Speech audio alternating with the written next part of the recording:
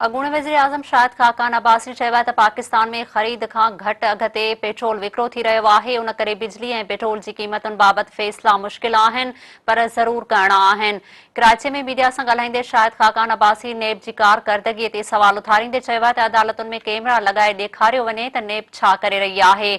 हुन चयो आहे त असां सभिनी खे अॼु फ़ैसिलो करणो आहे त नेब हलायूं या हुकूमत हलायूं। हुकूमती ऑफिसर्स चवनि था त नेब जी मौजूदगीअ में कमु नथो करे सघिजे। हल इहो आहे त नेब खे ख़तमु कयो वञे।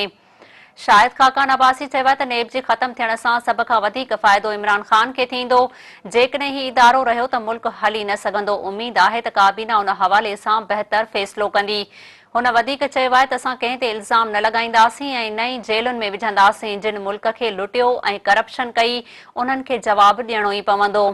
नून लीग जे अॻवान चयो आहे त सदर वफ़ाक़ी हुकूमत जे मशवरे ते ई हुकुम जारी कंदो आहे। आरिफ अलवी इमरान ख़ान जो न पर पाकिस्तान जो सदर आहे। खेसि आइन पढ़णु घुर्जे ऐं आइन मूजिबि फ़ैसिला करणु घुर्जनि।